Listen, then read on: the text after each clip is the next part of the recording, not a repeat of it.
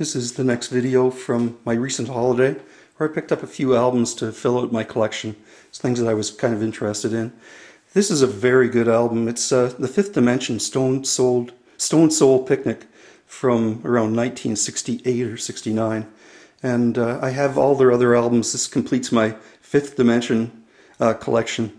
I love their music and just great sunshine pop, I guess you might want to call it.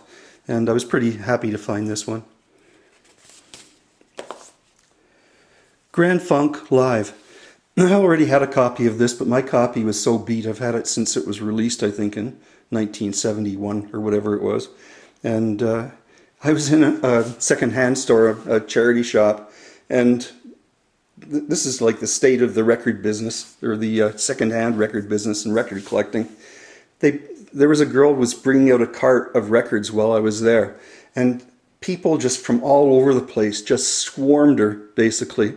And I was speaking to some of the people that were there, and they're like record dealers just hanging out in second-hand stores trying to score things, basically, to sell at record shows and things like that. But I did manage to pull this one out. She must have had like 100 or 150 albums, and there was one guy there that bought like about 100 of them. I don't think any of those albums, which were decent kind of pop albums from the 70s and 80s, I don't think any of them ever hit the shelf. There are just so many people out there just trying to make a buck, basically flipping records. I mean, in a way, it's pretty disgusting because I'm not a vendor or dealer. I just buy music, basically, because I like it. But there are so many people just trying to score records for a buck or two and then trying to flip them. This is an album that I picked up at the 33 1/3 in Aurora store. It's Steve Hackett, Till We Have Faces, from 1984. And this is a British copy. I'd never seen this album before. But, and it was in the sale bin too, which surprised me. This is a double album. It's called The History of the Hollies, 24 Genuine Top 30 Hits. The picture in the cover, Graham Nash is not in this photo. That's Terry Sylvester, who replaced Graham Nash. But this is all of their hit singles and stuff up until Long Cool Woman in a Black Dress in 1971. And this was only $4, which is a nice score. I mean, I might already have most of these songs and other compilations and whatever, but it was just too good a deal to pass up. This is a recent release. It was in the used bin, and the price was fair. It's called Insane Times, 20 to 21 British Psychedelic Artifacts from Parlophone and associated labels. Double LP. Really good liner notes inside.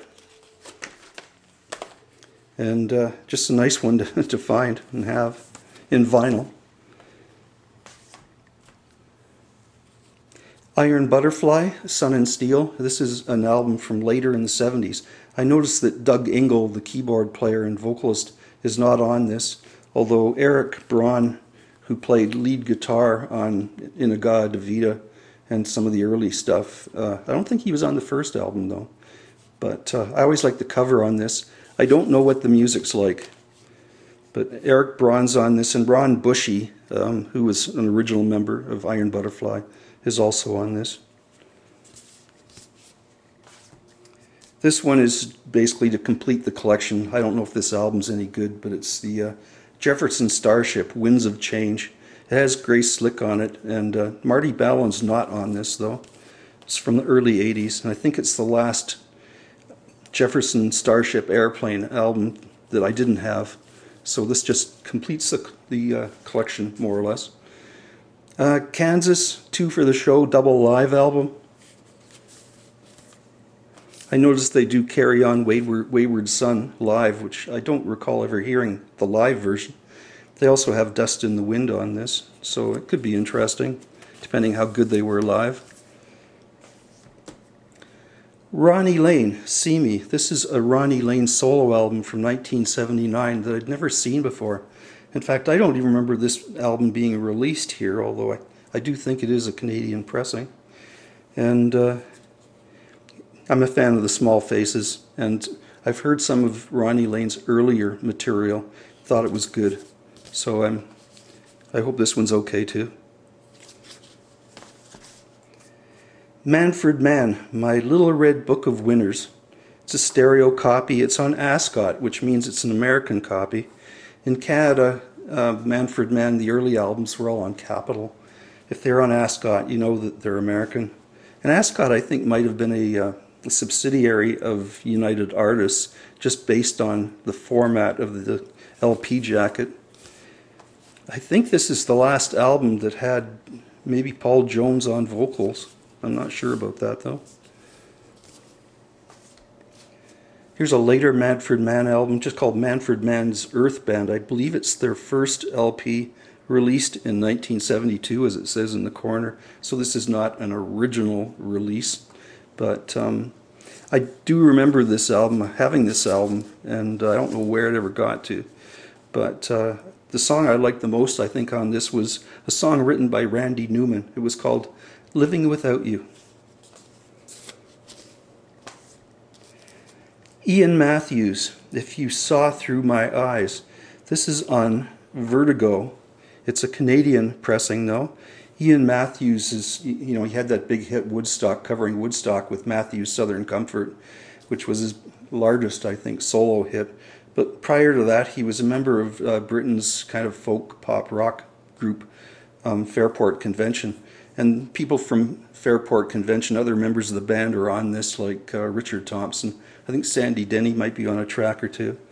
And I didn't realize that in Canada you don't see the Vertigo swirl, except this album actually does have the Vertigo swirl, which is,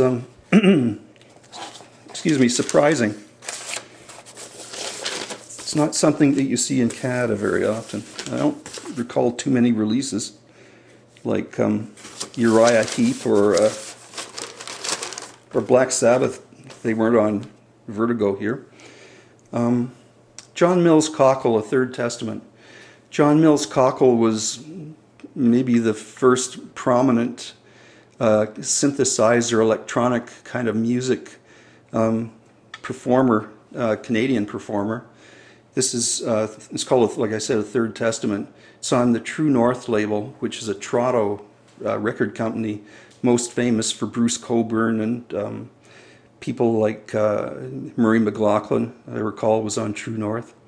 Kind of a folk label, but John Mills Cockle, this is a solo release. He had 2 albums prior to this as part of a group called Syrinx that are very interesting albums to find. On the back cover, it looks like John Mills Cockle. I think this is Malcolm Muggeridge, who was a well-known character back in the late 60s and early 70s. This is another album which I think came from a station or something, radio station. It has that label on the side here. Patrick Mraz, Human Interface. And it's from 1987, and it's I think all the music on this was performed by Patrick Mraz, who was once a member of Yes, amongst other groups. Keyboard player. This was an interesting find. Quiet Sun, Mainstream, and it has Phil Manzanera on guitar. This is a British import. I don't recall whether this was before he was involved with Roxy Music or after. I see Eno's on here as well. 1975. So it's kind of in that mid-period there when Manzanera was on a lot of recordings. And this is another kind of Patrick Mraz LP. It's called Refugee. I think this is the group that he was in before he joined Yes, kind of replacing Rick Wakeman in the mid-70s. What's interesting about this is you have these other 2 people who are Brian Davison and Lee Jackson, who were a member of the band Nice with Keith Emerson back in the late 1960s. So it's almost like a Mraz replacing Keith Emerson, but they had a band called Refugee that had, I think, maybe about 2 albums or something. Thank you for watching.